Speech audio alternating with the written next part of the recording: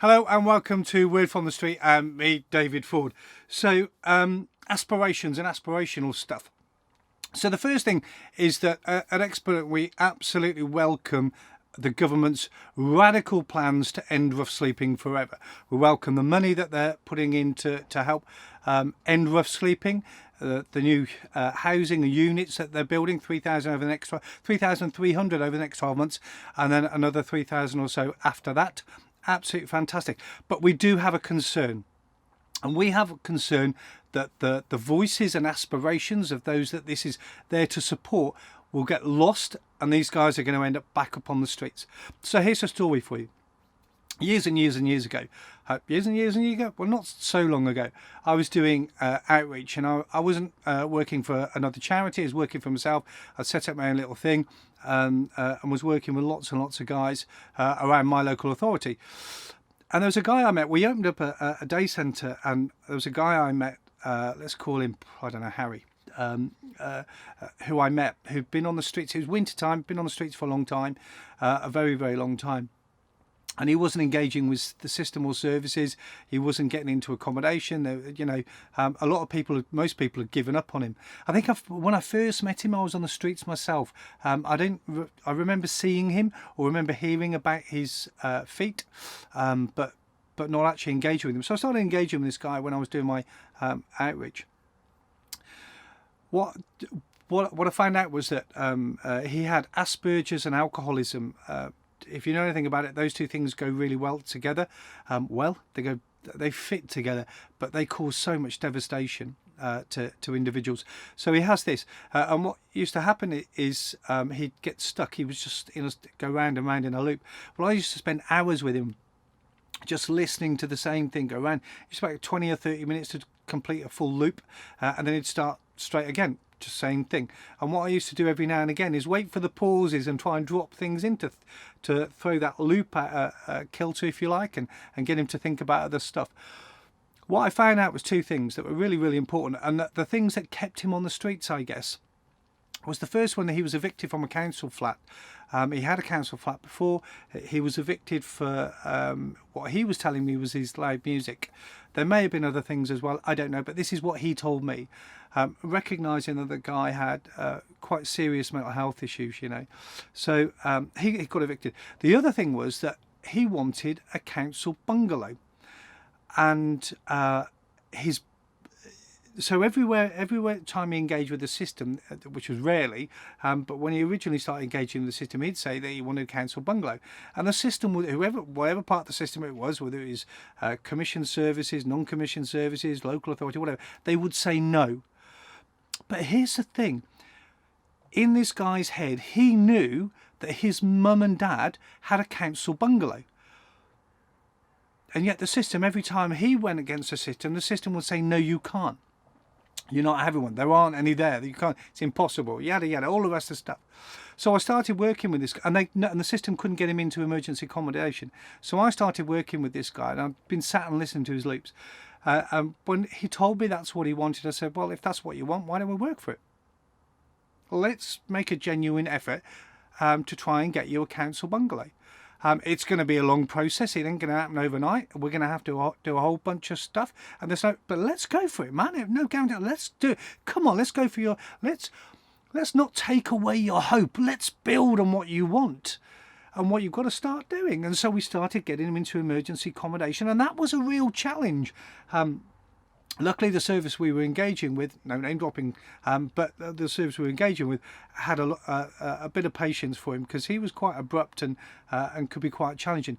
But I sat with him through interviews. We got him into emergency accommodation. Then he got into a longer term accommodation, a much more settled place where he was for a couple of years. One of the things that struck me was that every time I wasn't engaging with this guy, when I wasn't supporting him, and my job was never to be a long-term support worker. It was just a bit of advocacy to help people a bit. I'm understating what it was actually, but we did advocacy for people and did an amount of support. So we supported this guy into his accommodation and through a couple of move-ons. But every time I stepped back from supporting this guy or advocating for him, that would be the time that would mean trouble. And the trouble was that that his aspirations and his hope will be taken away from him. No, you can't have this. Well, why are you taking the guy's aspirations? Why are you taking away his hope? And actually, by supporting his aspirations, no guarantees, but you support it and give him some hope that actually that was the thing that was keeping him in. Do you know, I haven't seen him I saw him once last year briefly as I was driving down the road. He was walking. I don't know where this guy is now. I dread to think. But I hope to God that he's okay.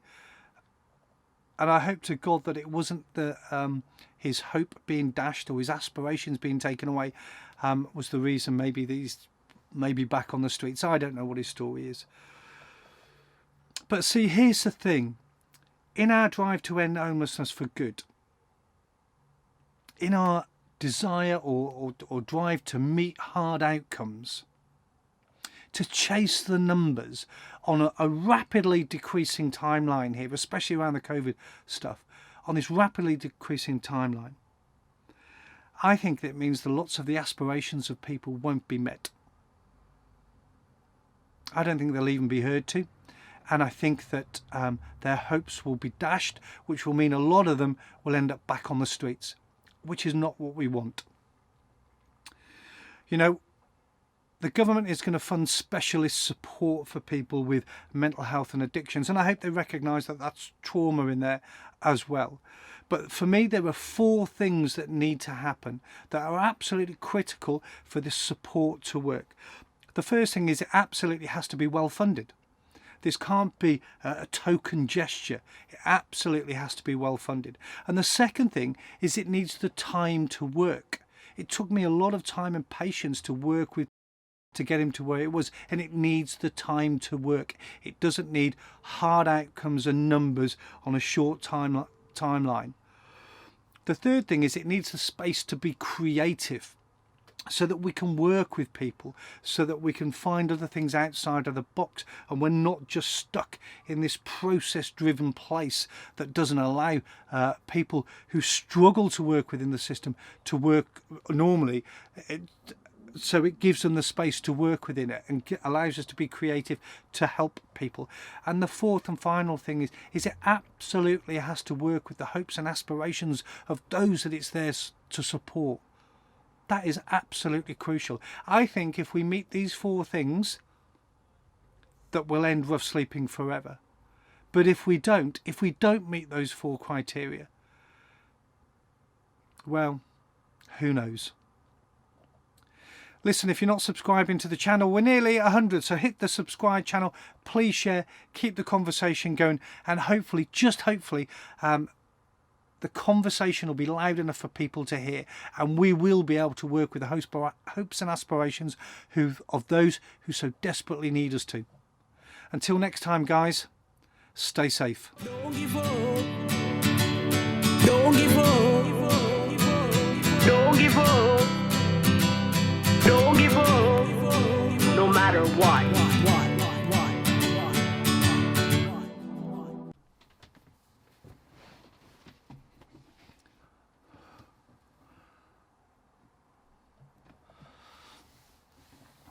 Hello and welcome to Word from the Street. Oh God, I can't even get my words right this morning. It's far too bloody early, and I've got my lockdown locks going on.